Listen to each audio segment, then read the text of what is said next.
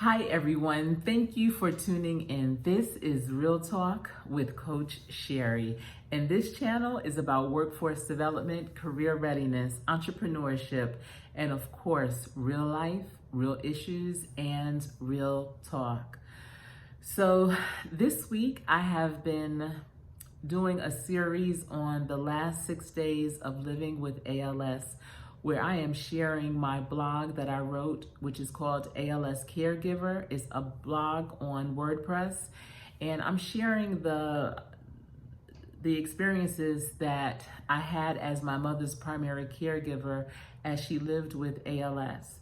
And in particular, the information is around our last 6 days. Today is day number 4, and today is Friday, and every Friday at 6 p.m. Eastern Standard Time, I typically go live, but this Friday I'm not. I'm going to share this day 4 of our last 6 days. I was considering making this a premiere where it would go live, and I would be in the chat with you, but I didn't want to do that. I didn't want to make it seem like you were forced to watch it, and I didn't think I'd be able to handle it, with comments and things. So this has been an emotional roller coaster, good, bad, and indifferent, but it's 10 years later, and like I said with my blog, I just wrote it, threw it up, and never looked at it again, did not reread it, did not edit it. So me reading it here with you is reading it for the first time, and this is 10 years later. So I really appreciate all of the comments that I've received on the previous days. Your kind words mean a lot, and they go very far with me. I really appreciate it. Thank you for listening and seeing the value in me sharing this with you. I hope that it is helpful. If you know anyone that also could use this as inspiration, just to kind of get through if they're going through, please be sure to share. There's so many different things, especially these next 3 days, that nothing regular ever happens to me in my life. Things are just so bizarre, and you will definitely see it with these next 3 days. So thank you so much for tuning in. This is day 4 of the last 6 days living with ALS. Saturday, August 28th, 2010. I woke up bright and early. I did my daughter's hair for the football game that they were cheering in later on that day. I grabbed additional necessities and was ready for my husband to take me back to the hospital, which was an hour away. Very little conversation took place during our drive to the hospital. We were both deep in thought. I was feeling like I was rushing to my final exam. I had butterflies and was very anxious. Even though I knew we were planning on doing what we were doing on Monday, I ultimately knew that God had the final word, so it could happen at any moment. I get to the hospital and greet everyone as I always did. I was anticipating many visitors, so I straightened everything up as if we were home. I received a text from one of my most special cousins, Donna Haynes. Donna is also a wife and mother of 3. She lives in New York with her family. She texted me and said she was coming to Richmond that night by train. I couldn't believe it. I asked her for how long, and she said as long as I needed her. Up until that point, even though I have 2 older brothers, my only physical support had been my dad, my husband, and my kids. They were my constant shoulder, but their support had limitations too. So when my cousin said she was coming to ride out this wave with me, I felt such a sense of relief. Like a Katrina survivor, I didn't even try to tell her any different. I just reached out and grabbed onto her lifesaver. Thank God for text messages, because all day as she traveled, we communicated back and forth on which stop she should get off. I coordinated her arrival with one of my cousins to be there to receive her once she got off the train. In the meantime, as the day went by, there was no visual change with my mother. I constantly wiped her face and spoke words of life. Without any real visual change, I always had a sense that whenever a man's voice was spoken in her room, she appeared to have some anticipation. I believe it was anticipation that it was one of her sons, one of my brothers. When it was realized that it wasn't, I could feel her sort of go down. That realization truly broke my heart. She had numerous visitors, which was wonderful, and they gave me an opportunity to have a few alone moments without leaving her alone. My husband and kids rushed in at some point, and my son told his Nana all about his football win and how his knee didn't hurt one bit. He was still in uniform, as was my daughters. They were used to her not being verbal anymore, but not quite used to her being in a sleeping state. But they continued to ramble on about their day at the football field nevertheless. We had a great rapport with the ICU staff. They let us have as many visitors as we pleased, and they allowed my children to visit too.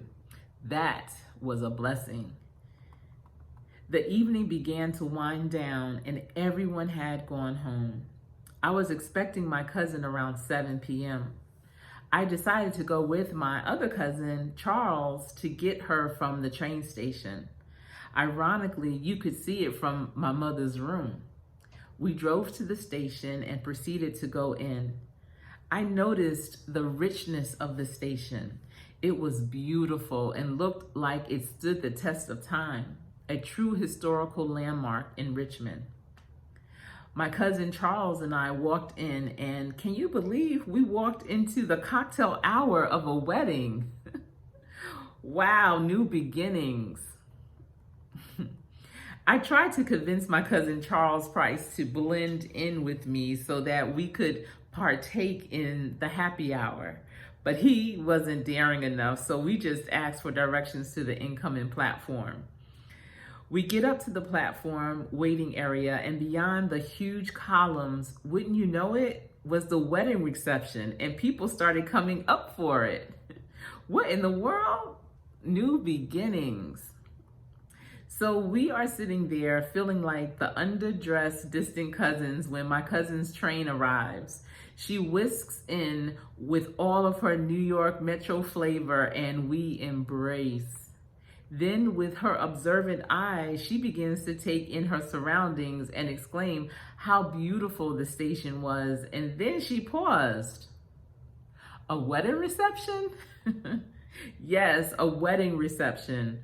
I tried to convince her to come with me to get a piece of the cake that had not yet been cut, but was backed up near us. But she laughed. Maybe if she didn't have 3 kids at home, she would, but she wouldn't. Can you believe the new beginnings? We get back to the hospital in a matter of minutes, and even though it was late, I pointed out to her all of the attractions that had become so familiar to me.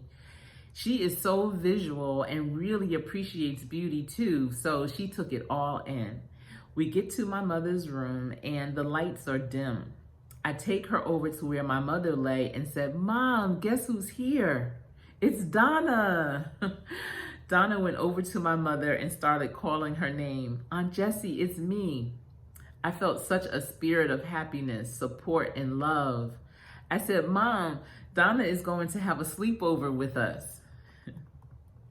I requested another recliner for the nurses and some extra pillows and blankets, and we started the process of settling in.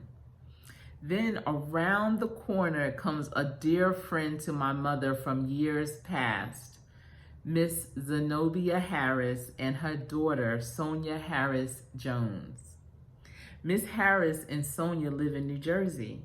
Miss Harris and my mother volunteered on many nonprofit organization committees together in Hackensack, New Jersey. My mother really respected her and the feeling was mutual.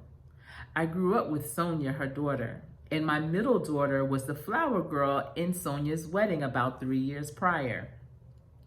Sonia recently had a new baby that my mother and I were excited about when we heard the news a few months before. So to see them come in was one of those come hell or high water, we're coming moments. They said some words to my mother and we sat around like old times and talked and laughed and fellowshipped with one another for hours. It made me feel so good. And at that point, I remembered what my college roommate's mother said to me just a few months earlier when she came to visit my mom. May the life you live speak for you. Ooh, that was day 4 of our last 6 days of living with ALS. Wow, I remember that day. It was so many people coming in to visit and just showing their respect and love and sharing great moments that they had with my mother. That was such an uplifting day. Wow, we were very blessed to have that day. We really were. Absolutely. Thank you so much for coming back on this journey with me. I really appreciate all of you. Tomorrow I'm going to share day 5, and I'd be remiss to say, if you are not already subscribed to this channel, I invite you now to subscribe. Hit the bell for notification. And for those of you that are subscribed, I so appreciate you for rocking with me and being here with me. I can feel your support from all over the world. Thank you. And especially for my friends, the old friends and my new friends. Thank you. Please leave a comment and let me know what you thought about day 4. I'm also going to leave the link for days 1, 2, and 3 in the description box below. All right, everyone, remember, practice how you play. Practice hard so you always play to win. This has been Real Talk with Coach Sherry.